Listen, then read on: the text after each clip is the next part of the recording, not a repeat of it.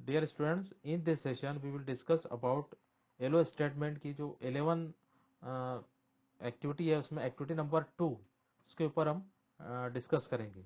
So this activity, ये जो activity है ये दिस इज अबाउट स्टेटमेंट, यानी कोई भी स्टेटमेंट जो है उसे किस तरीके से प्रॉपरली हम राइट डाउन कर सकते हैं, how to write the statements. तो यहां पर देखिए एक एक्टिविटी यहां पर दी हुई है कि it is classroom of 10th class. English teacher has written some sentences on the black board. She made सम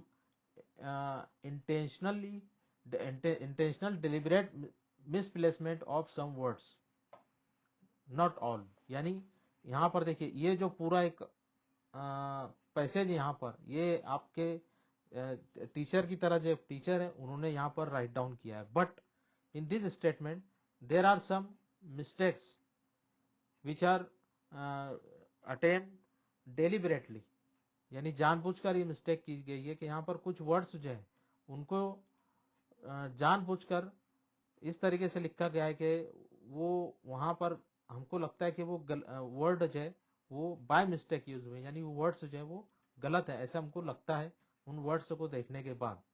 जैसे यहां पर देखते हैं the chalk is across the table, we are sitting on the classroom, the dustbin is in to the door. तो यहां पर देखिए across, on, in to and beside, all this words are called prepositions. याद रखिए ये तमाम अल्फाज जो है ये प्रीपोजिशंस कहलाते हैं।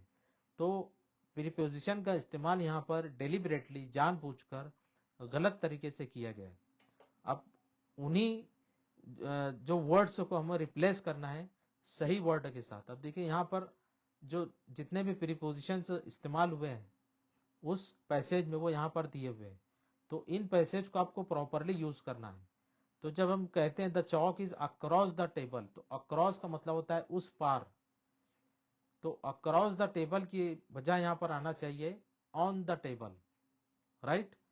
हम कहेंगे the chalk is on the table, तो जब ये सेंटेंस सही रहेगा। अक्रॉस कहीं और आएगा, तो आपको इस पैसेज को पढ़ना है और जहां जहां पर जो जो ऐसे वर्ड्स हैं जो कि प्रीपोजिशंस हैं। देखिए प्रीपोजिशंस यानी वो अल्फाज जो किसी भी चीज की पोजीशन, जगह या मकाम बताते हैं उसे प्रीपोजिशन कहते हैं।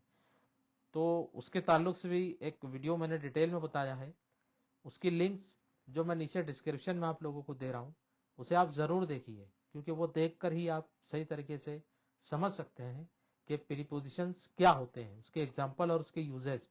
वो नीचे डिस्क्रिप्शन में जो लिंक मैं दे रहा हूं उस पर जाकर आप उसे देखकर समझ सकते हैं। तो ये जो प्रीपोजिशंस है इसको प्रॉपरली हमको यहां पर यूज करना है, यानी जो प्रीपोजिशन यूज हुए हैं वो हटाना है, उसकी जगह पर जो सही प्रीपोजिशन है जैसे मैंने यहां पर बताया the chalk is on the table आएगा और क्रॉस की बजाय यहां पर ऑन इस्तेमाल होगा। तो इस तरीके से आप उसको यूज कीजिए। उसके अलावा प्रैक्टिस के लिए यहां पर और देखिए दिया हुआ है, there are some sentences, they went dash dash Mumbai. Now here 3 words are given in the bracket, bracket में 3 वर्ड्स दिए हुए हैं और यू में से 3 प्रीपोजिशंस, फॉर, टू, फ्रॉम। तो इसमें से कौन सा वर्ड सही है वो हमको यहां पर नोट डाउन करना है। तो पहला जो सेंटेंस है दे वेंट डैश डैश मुंबई, तो यहां पर देखिए क्या आएगा, दे वेंट, फॉर आएगा, टू या फ्रॉम। तो हम जब हम सेंटेंस से पढ़ते हैं दे वेंट टू मुंबई, तो टू यहां पर करेक्ट प्रीपोजिशन हम यूज करेंगे। तो इस तरीके से बाकी भी जो है अक्रॉस, अप, इन दिया हुआ है और फिर दिया हुआ है ऑफ, इन टू, ओवर, और उससे पहले एक एक सेंटेंसेस दिए हुए हैं। So you have to complete this sentences by using proper preposition. सही प्रीपोजिशन का यूज करते हुए आप उसे कंप्लीट कीजिए।